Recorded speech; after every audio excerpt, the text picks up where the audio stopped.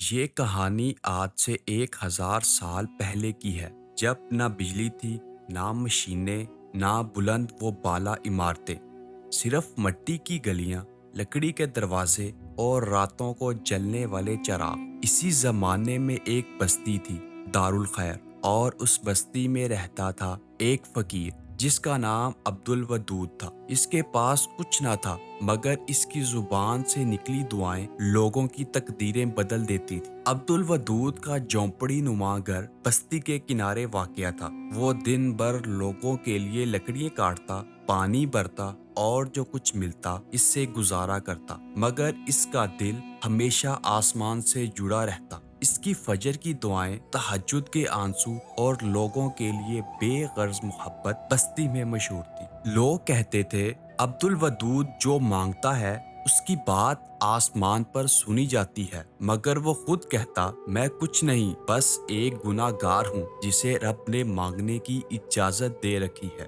ان دنوں سلطنت کا بادشاہ سلمان بن جعفر خواب میں مسلسل ایک ہی منظر دیکھ رہا تھا، ایک جھونپڑی، ایک بوڑھا، ایک دعا اور ایک نورانی ہاتھ جو آسمان سے اتر کر بادشاہ کے تاج کو چھو رہا تھا۔ یہ خواب 7 راتوں تک دہرایا گیا۔ آخر کار بادشاہ نے دربار میں سب علماء، نجومی اور مشیر بلائے۔ سب نے ایک ہی بات کہی، بادشاہ سلامت، یہ خواب بتاتا ہے کہ آپ کی سلطنت کی اصل حفاظت کسی عام درباری کے ہاتھ میں نہیں، بلکہ اس درویش کے ہاتھ میں ہے جسے آپ ابھی جانتے نہیں۔ بادشاہ نے حکم دیا، ایسے شخص کو تلاش کرو جو فقیر ہے مگر آسمان کی رسائی رکھتا ہے۔ کئی دنوں بعد بادشاہ کا قافلہ دارالخیر پہنچا۔ سادہ کپڑوں میں ملبوس عبدالودود اپنی ٹوٹی چٹائی پر بیٹھا تسبیح پڑھ رہا تھا۔ قافلے کے سپہ سالار نے کہا، تمہیں بادشاہ سلامت نے بلایا ہے۔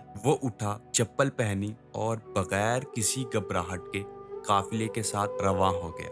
جب عبدالودود شاہی محل پہنچا تو سب حیران تھے کہ ایک جھونپڑی والا شخص کیسے اتنا پروکار، پرسکون اور مطمئن ہو سکتا ہے۔ بادشاہ نے اسے سلام کیا اور کہا، اے اللہ کے بندے، تو کون ہے اور کیوں میرا خواب تیری جھونپڑی دکھاتا ہے؟ عبدالودود نے صرف اتنا کہا، میں وہ ہوں جسے کسی نے پہچانا نہیں، مگر جس کے سجدے آسمان نے سن لیے۔ عبدالودود نے بادشاہ کی سلطنت کے لیے خطرے کی پیش گوئی کی، کہا، 7 دن بعد ایک لشکر جو سائے کی طرح خاموش ہے اس سلطنت پر چڑھائی کرے گا۔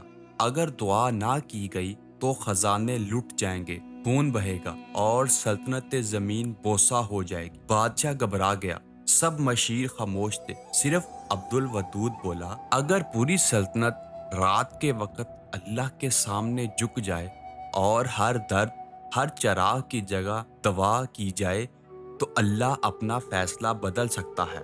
وہ رات تاریخ کی سب سے خاموش اور سب سے بابرکت رات تھی، اور نہ کوئی جشن، نہ کوئی ناچ، صرف اذان، توبہ اور دعا۔ بچے، بوڑھے، مرد، عورتیں، سب نے روتے ہوئے اللہ سے فریاد کی۔ عبدالودود ایک پہاڑی پر کھڑا آسمان کی طرف ہاتھ اٹھائے کہہ رہا تھا، یا رب، میں کچھ نہیں مگر یہ تیرے بندے ہیں، آج تو اگر معاف کر دے تو نسلیں آباد ہو جائیں گی۔ صبح طلوع ہوئی، دور ایک کالا بادل سا لشکر آ رہا تھا، سب دربار میں جمع تھے، بادشاہ کی آنکھیں خوف زدہ، عوام کا دل کانپ رہا تھا۔ تبھی آسمان پر گرج سنائی دی، بادل پھٹنے لگے، ایسی بارش شروع ہوئی کہ دشمن کے گھوڑے رک گئے، زمین دلدل بن گئی اور پورا لشکر پیچھے ہٹ گیا۔ لوگوں نے دیکھا دشمن کے خیمے بہہ چکے تھے، سپاہی بیمار ہو چکے تھے اور ان کا کمانڈر پاگل ہو چکا تھا۔ بادشاہ دوڑتا ہوا عبدالودود کے پاس آیا، اے اللہ کے بندے، تو ہمارا ولی ہے، تو نے ہمیں بچا لیا، تو جو مانگے ملے گا۔ عبدالودود نے کہا، میں صرف ایک درخواست کرتا ہوں سلطان، ہر جمعے کو غریبوں کے لیے دروازے کھلے ہوں گے اور کوئی بچہ بھوکا نہ سوئے۔ بادشاہ نے وعدہ کیا۔